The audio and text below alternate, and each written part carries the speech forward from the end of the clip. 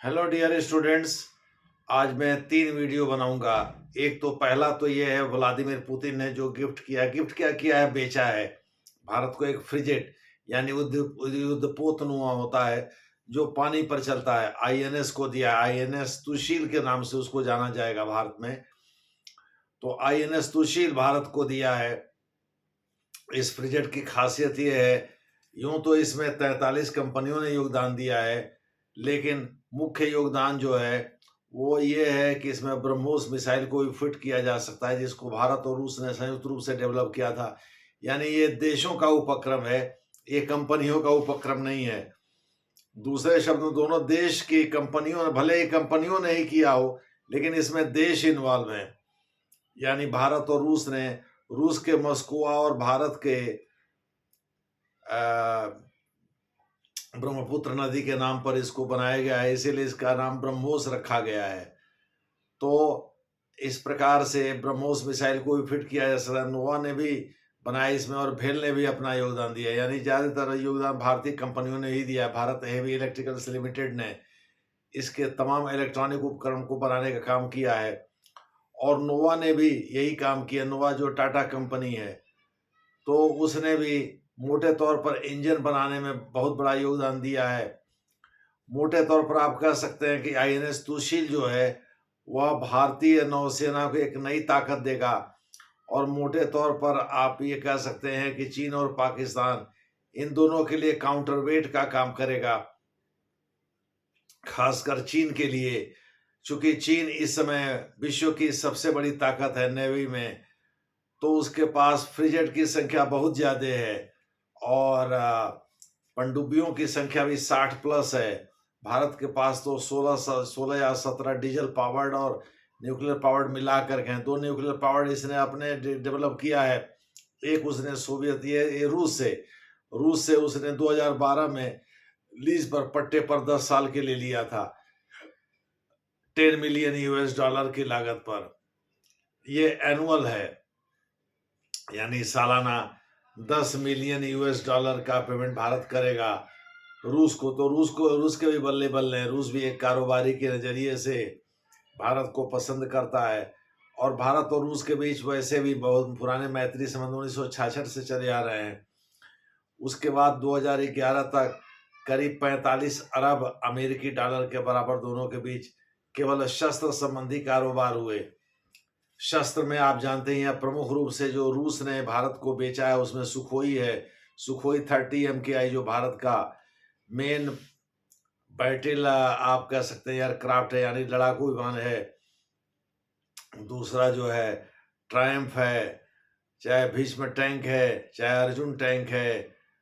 बहुत सारे चीजों को भारत को बेचा है उसने। चाहे हेलीकॉप्टर बनाना है, MI सीरीज, MI-35 सीरीज के हेलीकॉप्टर बनाना है तो भारत में ही बनेंगे। तो इस प्रकार से तमाम रूस ने तमाम उपकरण भारत को बेचे हैं।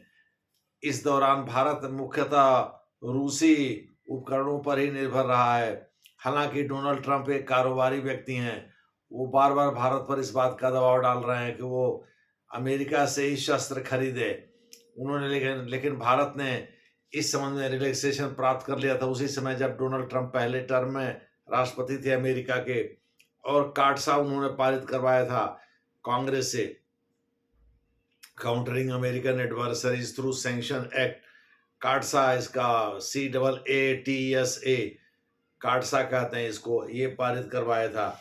लेकिन भारत ने जो है वो बहुत पहले इससे कंसेशन प्राप्त कर लिया था कि भाई अगर वो चाहे रुपए में भी, जैसे ईरान को, और ईरान को तो रोग स्टेट दुष्ट राज्य मानता है अमेरिका, लेकिन ईरान के साथ यदि भारत रुपए में कारोबार करता है तो उस पर पाबंदी नहीं है, डॉलर में कारोबार नहीं कर सकता। लेकिन रूस के साथ तो ये भी नहीं है। भले ही रूस और यूक्रेन के बीच युद्ध चल रहा है, जो बाइडेन के समय हो सकता था कि कुछ इस तरह की बातें थी डॉलर को लेकर, चूंकि रूस के साथ डॉलर के कारोबार को प्रतिबंधित कर रखा था अमेरिका ने। Sanction, economic sanction, military sanction के अतिरिक्त यही होता है, दूसरा क्या होगा। और अमेरिकी डॉलर का भी दबदबा है विश्व बाजार के लेन देन में। तो इस वजह से अमेरिका बार बार डॉलर के माध्यम से ही कोई दबाव डालता है दूसरे देश पर। हालांकि भारत पर भले ही दबाव डाल रहा है, लेकिन नरेंद्र मोदी भी एक शातिर राजनेता हैं। देखते हैं आगे वो क्या करते हैं। तो एक तो मैंने ये बनाया आईएनएस तुशील पर, जो रूस ने भारत को बेचा है, जो कि एक फ्रिगेट है।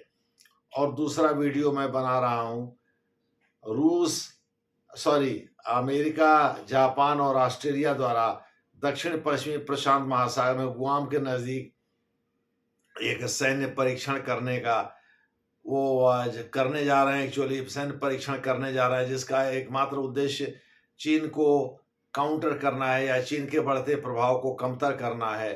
मोटे तौर पर आप कह सकते हैं, डायरेक्टली या इनडायरेक्टली आप कह सकते हैं कि ये इनडायरेक्टली ही कहिए भाई, खुल्लम खुल्ला तो कोई ये तो कहेगा नहीं। तो इस प्रकार से चीन के बढ़ते प्रभाव को कम करना है। ये दक्षिण पश्चिमी प्रशांत महासागर में गुआम स्थित है, जो कि जापान से दूर है, और गुआम एक स्वतंत्र देश भी है। वहीं वहीं अमेरिका का एयरबेस भी स्थित है, गुआम एयरबेस। उसी एयरबेस के पास ही ये अभ्यास होगा, और इस अभ्यास का नाम जो है वो रखा गया है कोप नॉर्थ रखा गया है, COPE, कोप नॉर्थ। एक्चुअली केप टाउन के पास होने की वजह से कोप रखा है। केप टाउन न्यूजीलैंड के पास है, तो केप टाउन के पास रखने की वजह से इसको कोप नाम रखा गया। कोप का मतलब COP, कॉन्फ्रेंस ऑफ पार्टीज, ये पर्यावरण से भी जुड़ा हुआ है, लेकिन ये COPE है, कोप है।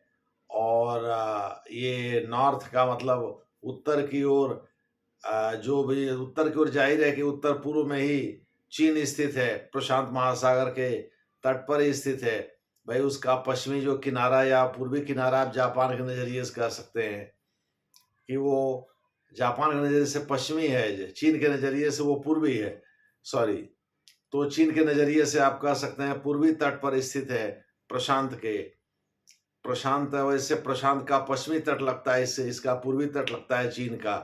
तो चीन का पूर्वी तट और प्रशांत का पश्चिमी तट, ये दोनों एक दूसरे से स्ट्राइक, एक दूसरे को छूते हैं। तो आप कह सकते हैं कि उत्तर की ओर इसका प्रभाव होगा। हालांकि मध्य में ही है गुआम, लेकिन हमने दक्षिण पश्चिमी प्रशांत का नाम इसको दिया है, चूंकि केप टाउन के पास, न्यूजीलैंड के थोड़ा सा ऊपर है गुआम, तो इस वजह से इसको दक्षिण पश्चिमी प्रशांत का नाम दिया गया है। पश्चिमी प्रशांत वैसे आप कह सकते हैं मोटे तौर पर। तो दूसरा वीडियो इससे रिलेटेड है।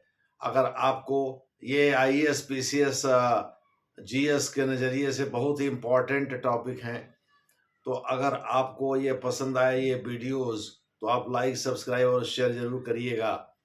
तो आइए हम अपना शुरू करते हैं। तो पहला जो है वो फ्रिगेट से रिलेटेड है, INS तुशील से रिलेटेड, जिसे रूस के राष्ट्रपति व्लादिमीर पुतिन ने इसको बेच दिया है भारत को। इसमें इसकी सबसे बड़ी खासियत है, यह ब्रह्मोस मिसाइल से लैस है, और शत्रु को ब्रह्मोस मिसाइल से बहुत खतरा होता है, क्योंकि यह पहाड़ों के बीच में छिपी हुई गुफाओं को भेदने में भी सक्षम है ब्रह्मोस मिसाइल। तो इसलिए इसको बस्टर के नाम से भी जाना जाता है।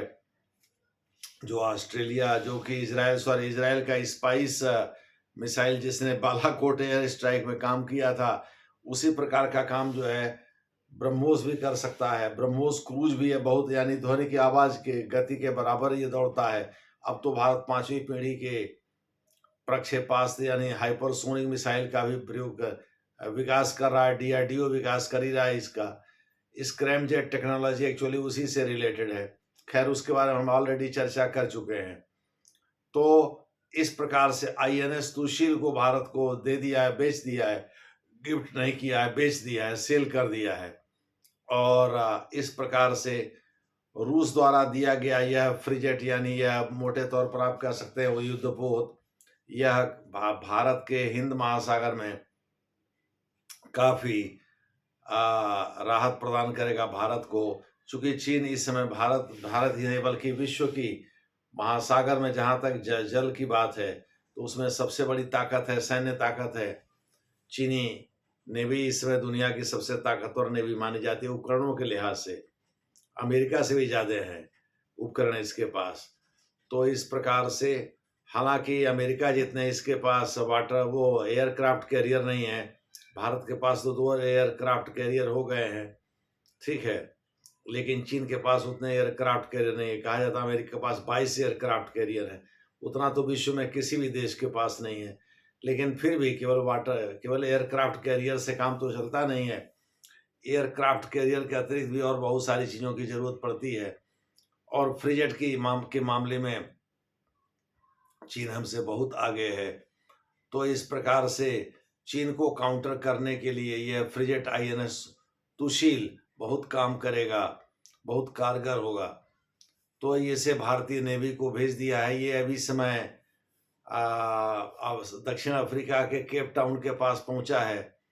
वहां से यात्रा करते हुए ये जल्द ही भारत पहुंच जाएगा और भारत पहुंच करके रूस से ये निकला था और रूस के कॉनग्राद एक शहर है जो कि पोर्ट सिटी है, बंदरगाह राज्य है, बंदरगाह शहर है, सॉरी बंदरगाह शहर है, वहीं से निकला था। संभवतः लेनिनग्राद या कहीं से निकला था ये, तो वहीं से निकला था ये और अभी दक्षिण अफ्रीका तक पहुंचा है। दक्षिण अफ्रीका के अभी आज सुबह न्यूज आई कि दक्षिण अफ्रीका के तट के आसपास है ये। वहां से भारत आने में 2-4 दिन और टाइम लग सकते हैं, क्योंकि दूरी तो थोड़ी है हो ही जाती है और समुद्र के रास्ते ही आ भी सकता है, समुद्र के रास्ते आ भी रहा है। लेकिन भारत पहुंचने पर भारतीय नेवी की निश्चित रूप से भारतीय नौसेना की ताकत इससे काफ़ी बढ़ जाएगी, क्योंकि यह फ्रिगेट 33 कंपनियां इसमें कंट्रीब्यूट कर रही हैं इसके विकास में। कोई इंजन बना रहा है, कोई इंजन का कोई पार्ट बना रहा है, कोई आपको बताया हमने भेल, ब्रह्मोस मिसाइल और नोवा भी 3 ने प्रमुख योगदान दिया है। तो तीनों के प्रमुख योगदान और अन्य 33 में से 3 घटा दीजिए तो 30 अन्य कंपनियां भी हैं, जिसमें सबसे बड़ा ब्रह्मोस है, ब्रह्मोस प्रक्षेपास्त्र है, जो कि भारत और रूस ने संयुक्त रूप से विकसित किया है। इसमें भारत और रूस देशों के बीच समझौता हुआ था, देश और कंपनी के बीच नहीं हुआ था। बाद में कंपनियां इन्वॉल्व हुई, चूंकि कोई न कोई कंपनी ही बनाएगी, कोई न कोई किसी न किसी मैन्युफैक्चरिंग यूनिट में ही ये तैयार होगा। तो दोनों के रक्षा मंत्रालय के अधीन आने वाली कंपनियों ने यानी उत्पादक का इकाइयों ने इसको तैयार किया था और इस प्रकार से यह तैयार हुआ था। तो आईएनएस सुशील बहुत ही कारगर होगा भारतीय नौसेना के लिए। मैं फिर एक बार बताना चाहता हूँ, चूंकि इसमें इसकी सबसे बड़ी खासियत में ब्रह्मोस लगा हुआ है, इसलिए चीन और पाकिस्तान इससे डरते हैं और रूस ने इसे बेचा है। निश्चित रूप से रूस के दिमाग में ये बात रही होगी कि भाई ऐसा है, अभी इसको निकालो, चूंकि बाद में ब्रह्मोस की लंबाई जब मारक क्षमता बढ़ जाएगी तब हम इसको नहीं निकाल पाएंगे, तब हो सकता है ब्रह्मोस से लैश भी ना हो।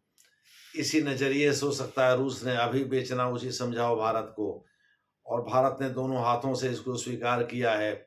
मुझे लगता है इस मामले में भारत थोड़ा सा आगे निकलता हुआ नजर आ रहा है अपने पड़ोसी देशों की तुलना में, जैसे छोटे देशों की, जैसे म्यांमार है, बांग्लादेश है, पाकिस्तान है, मालदीव है, बांग्लादेश है, वो नेपाल तो खैर लैंडलॉक्ड देश है, अफगानिस्तान भी लैंडलॉक्ड देश है, लेकिन म्यांमार, बांग्लादेश और पाकिस्तान तो एक्सेस रखते हैं समुद्र तक।